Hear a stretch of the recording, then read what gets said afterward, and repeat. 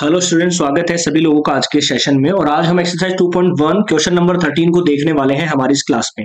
फिर जितने भी क्वेश्चन हमने किए हैं पहले, इससे पहले जो 12 क्वेश्चन हम लोग कर चुके हैं, उनकी जो लिंक है वो आपके इस वीडियो के डिस्क्रिप्शन में आप लोगों को मिल जाएंगी। ध्यान से सॉल्यूशन सभी के देख सकते हैं आप लोग। और कोई भी डाउट होता है तो आप कमेंट करके जरूर बताया करें अपना जो भी डाउट है। क्लास 12 का भी हमने स्टार्ट ही किया है, पूरा हम एनसीईआरटी सॉल्यूशन उसमें देखेंगे। उसके बाद में हम सैंपल पेपर्स करेंगे एंड इंपॉर्टेंट क्वेश्चन करेंगे, एक्सपेक्टेड क्वेश्चन करेंगे, सारे हम लोग करेंगे नेक्स्ट सेशन के लिए 2025 के लिए। क्वेश्चन नंबर पहला देखिए आप लोगों के सामने है, मतलब क्वेश्चन नंबर 13। ये मल्टीपल चॉइस क्वेश्चन है, ध्यान से देखिएगा। इफ साइन इनवर्स एक्स बराबर वाई दे रखा है, देन इनमें से कौन सा होगा। ये रेंज पूछ रहा है। आप लोगों को पता है कि साइन इनवर्स की जो रेंज होती है ना, साइन इनवर्स एक्स की रेंज होती है, वो क्या होती है? वो होती है -π/2 से π/2 होती है। ध्यान आप लोगों को ये रखना था इसमें। बिल्कुल सिंपल सा सवाल है, हार्ड सवाल नहीं है। Option number B should be the right answer of this question. ठीक है, तो आप लोगों को पता होना चाहिए कि एक चीज और होती है, tan की जो होती है ना वो ये होती है। ठीक है, साइन इनवर्स की तो हमने देख ली।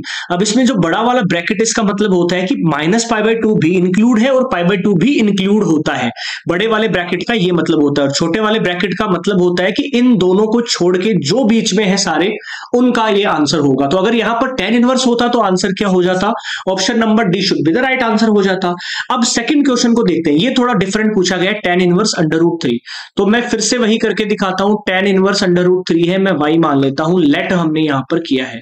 यहां से मेरे पास क्या हो जाएगा, √3 बराबर tan y। अब √3 tan में किसकी वैल्यू होती है? 60 की वैल्यू होती है, मतलब कि π/3। और यहां मैं लिख लेता हूं tan π/3 बराबर, यहां पर आ जाएगा tan y। tan से tan चला गया, y की वैल्यू यहां पर आ गई π/3। ये इसकी क्या आ जाएगी? प्रिंसिपल वैल्यू आ गई। अब हमें ये चेक करना है कि हमारा ये सही है या गलत है। तो इसकी रेंज पता होना चाहिए आपको। और रेंज क्या होती है tan की, ये भी मैं बता देता हूं। tan की रेंज होती है -π/2 से π/2 होती है, दोनों इंक्लूडेड नहीं होते हैं। तो यहां π/3 इनके बीच में आ रहा है, बिल्कुल आ रहा है, तो हमारा आंसर यहां से होगा। ये आप ऐसे मान सकते हैं -90 से +90, और ये हमारा कितना है 60, तो 60 इसके बीच में आ रहा है, मतलब आंसर यही हो जाएगा। अब सेक इनवर्स की निकालते हैं, माइनस में दे रखा है। ठीक है, यहां से सेक इनवर्स की निकालते हैं। सेक इनवर्स -√2 दे रखा है बराबर y मैंने मान लिया, तो -√2 बराबर हमारे पास क्या आ जाएगा? Sec inverse. सबसे पहले इसको ही सॉल्व कर लीजिए आप, बाद में हम आगे का देखेंगे। आपको मैंने एक चीज बताई हुई है। क्या बताई हुई है? देखिए मैं फिर से समझाता हूं आपको कि जो हमारा कोस इनवर्स -x होता है ना, ये हमारा क्या हो जाएगा? Pi minus cos inverse x। ये भी आप लोग कर सकते हैं। ऐसे ही सेक इनवर्स जो -x है ना, वो भी हमारा क्या होगा? Pi minus sec inverse x होगा। यहां से आप इस क्वेश्चन को क्या कर सकते हो? बिल्कुल आराम से सॉल्व कर सकते हो। अब यहां पर देखने वाली एक चीज है।